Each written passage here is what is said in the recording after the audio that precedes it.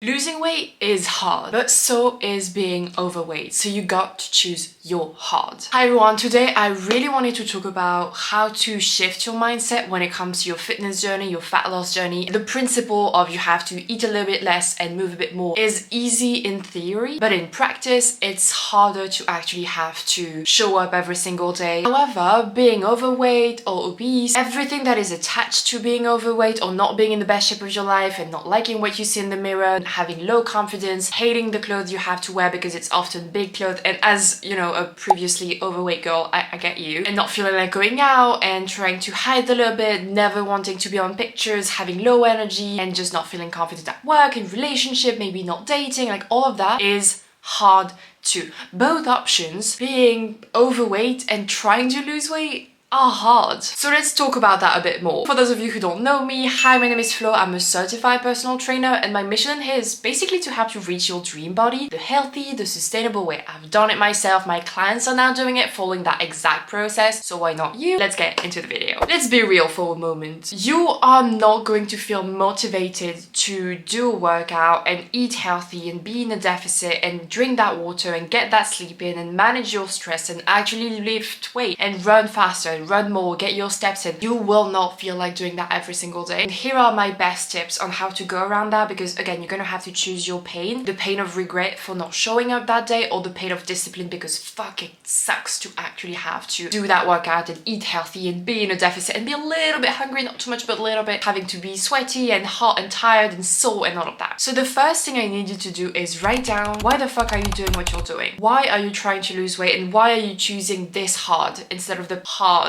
that is being overweight or not being fit or hating the body that you have right now? I gave you a lot of reasons earlier, but I really need you to write it all down and actually have that on paper. Maybe you can use your phone and have that on your phone. It's completely okay as well, but you need to have something written down, and that's something I have all my clients do at the beginning. I have them write all the reasons why they need to change. It's always running away from a situation which is theirs at the current moment when they start the program, and running towards a better version of them. So it's going to be a combination of those two, but you absolutely need to have that written down. You can also actually film yourself and watch it whenever you don't feel like it, and that's definitely something that has helped me a lot and that has been helping my clients a lot, because whenever I feel the motivation kind of waning down and they've been struggling a little bit with getting the workouts done and showing up, I'm going to tell them I think it's time to get back to why you started in the first place. And those reasons, first of all, have to be strong enough so it can be really far in the future. For example, one of my clients says, you know, kids are in the future, and we talked about how she wanted to set a good example for her kids because this is not what she saw growing up, of women being confident in their body, having healthy choices without being completely restrictive. You want to set a good example, and it's going to be 6 hard months of you having to change your habits, become a new version of you, and show up and work hard for your goals. She got the tools she needs to actually keep on going and maintain that new body, and she will be able to showcase to her kids what it's like to enjoy exercise, enjoy eating healthy while still enjoying going out and eating chocolate and having cake and so on. You have to find those deep reasons that will help you keep showing up when it's hard, because it is going to be hard. Another huge tip, and I'm actually going to read a text message that I got from one of my clients, not all of them, but most of them take notes while on the call. This is the genius line you said that I wrote down, by the way. There is a fine line between I should be better and I shouldn't be too hard on myself. There's a difference between being disciplined and self-critical, between giving yourself grace and letting yourself be lazy. So here is my second tip, which might be one of my most important tip for you when it comes to that, is you are never going to show up 100% of the time at 100%. Some days and some weeks when you know it's going to be busier, you're going to have more events, you're gonna be on your periods and feel tired, for example, lots of stress at work, and you will have to only do the bare minimum. For some of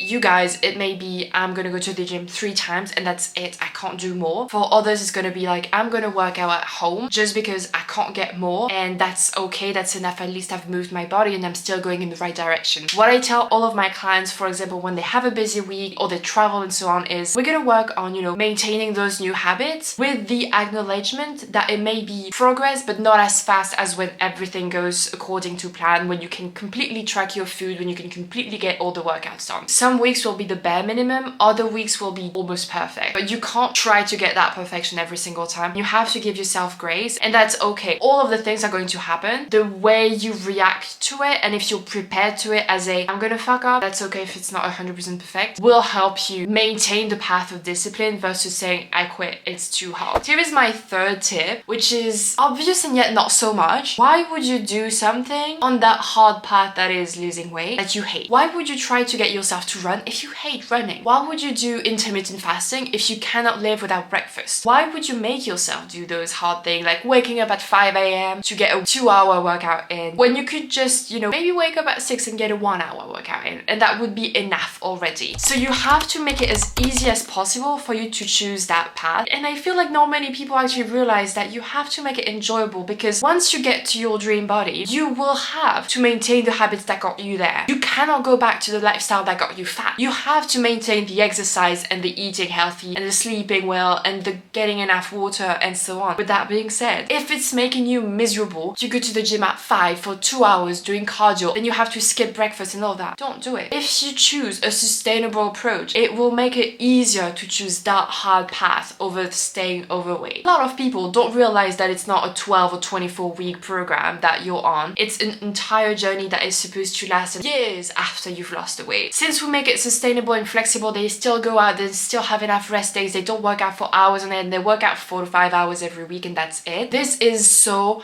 much easier. What you have to remember is no matter what happened yesterday, if you failed, if you missed and all of that, every single morning you get another chance to choose which hard you want to go for. Do you want to have that pain of regret of feeling miserable in your body, hating what you see in the mirror, hiding yourself, just feeling lethargic and not confident? Or are you going to choose the pain of discipline, having to stick to the workout plan, having to say no to specific stuff, food, plans, because you have to go to the gym, and that's all right because that's your new version of you, right? Every single decision is a choice between which path you want to take. The more you choose the path of discipline, the closer you'll get to your goals, and the easier it's gonna get to choose it over and over again. And the third tip is pretty much, the title of this video, right?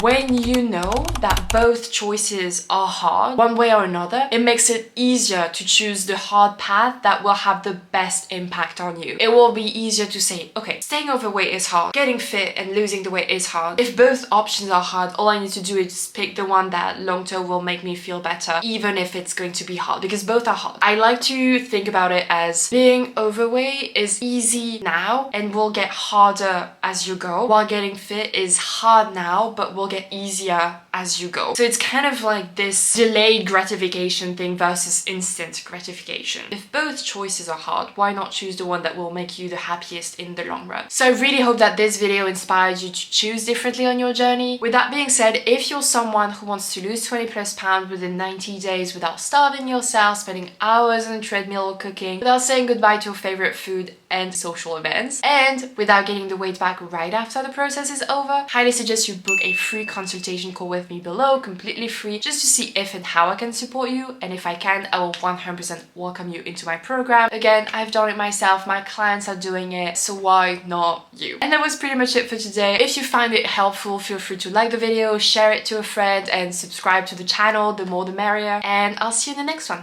Bye.